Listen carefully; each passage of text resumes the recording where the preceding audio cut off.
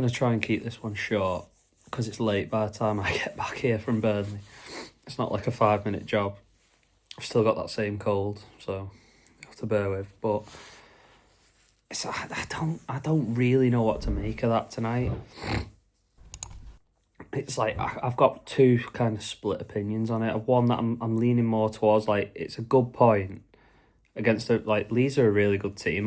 That's the first time I think in a while I've sat there and actually watched Leeds. They're a good team.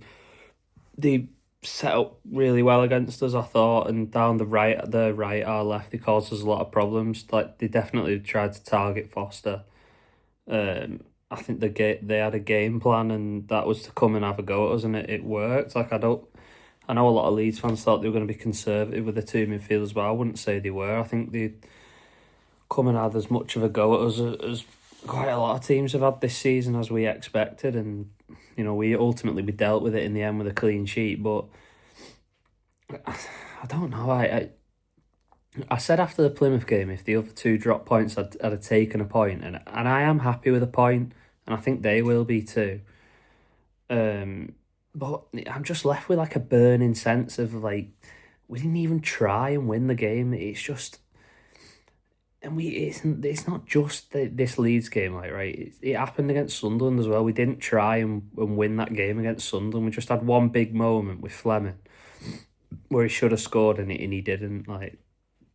And it's like we hinge on, we know we can keep a clean sheet and we're just waiting on one moment, a moment. And tonight, we didn't do anything to try and like make that moment happen. Like, it's a tense game, first versus third. Leeds aren't going to give you anything. They're not just going to be like, yeah, go on, there's a golden chance. See if you take that. Like, they're a good side. They're top of the league for a reason. Like, you've got to make something happen. And, we didn't even try. I mean, I haven't sat down and been on Twitter. I've literally walked in through the door after an hour's drive home and sat down and done this. But from memory, I can't remember a shot on target. I remember Fleming had a couple of headers off, but I can't remember having us a shot on target.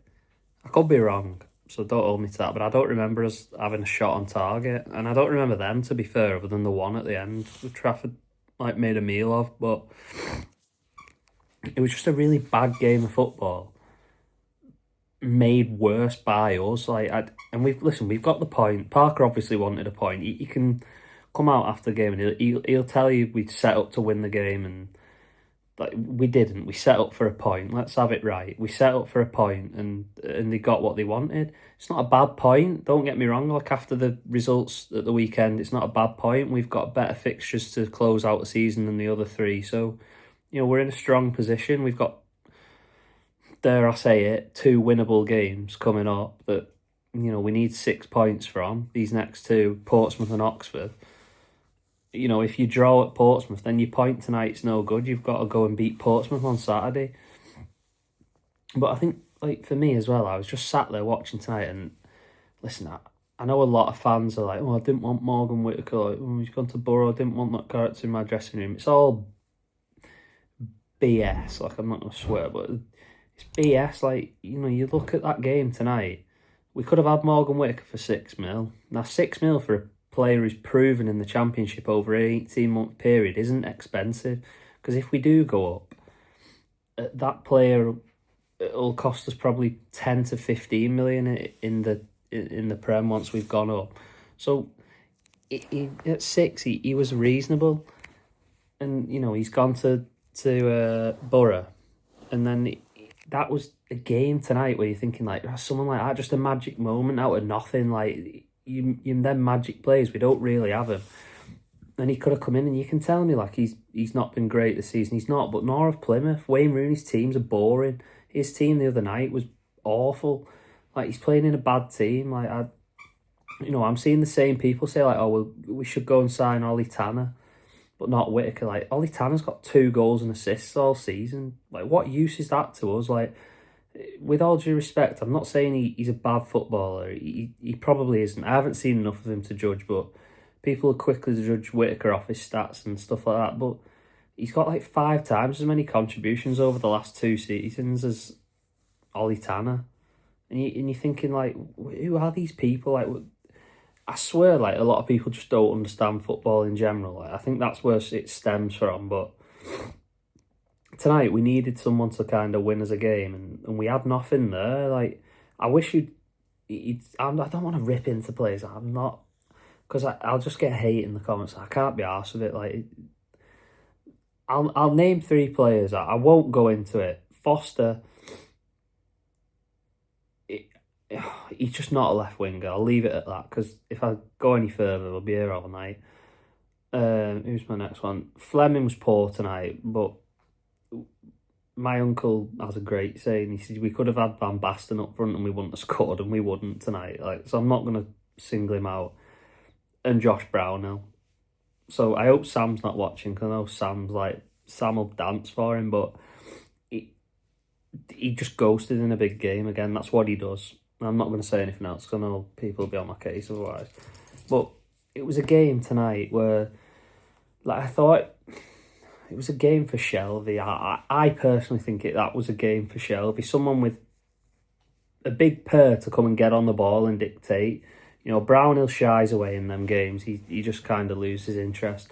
Laurent is great at getting around the pitch and winning it back, but technically he's a £500,000 player. I think I don't want to say we've all, because people like think he's Busquets. He's not. You know, Busquets. Laurent is better off the ball, wins it back, simple. But Shelby's got that like line breaker, or he can do something spectacular. And in a game like that, you need it. You know, Foster out wide, hopeless. You know, Sarmiento coming on. I said it months ago, and I took so much stick for it on Twitter. He's a show pony. He does nothing. He does these fancy flicks and like I'll flick here and I'll feint to go this way and I'll go that way, and like people lose their minds because he's come from Brighton. Like, he's rubbish. Send him back. Like, we'll have another loan spot. Just send him back. Like, he's neither use nor ornament. Like, might as well persist with Koleosho. They're both as bad as each other, but at least he's our own player. Like, you know, I'm going off on a tangent here now.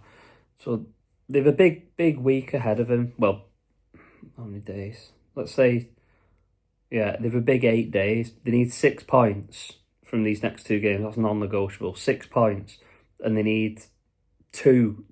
I just firmly believe we need 2 attackers. We need a proper striker, and a proper winger. If we're serious, like, you know, Leeds brought serious quality off the bench tonight, and they had a player in Nonto who didn't even come off the bench, who'd walk into our team. So that's the precedent. We need 2 proper attackers in that team before the deadline. Will we get them? I'm pretty certain we won't, but we need 2 like proper players, or else I don't want to say we will be in the playoffs, but it's more likely than automatic, perhaps. But we'll see. It's a massive week. 6 points and 2 players, and the whole outlook changes again. But I'm not holding my breath, put it that way.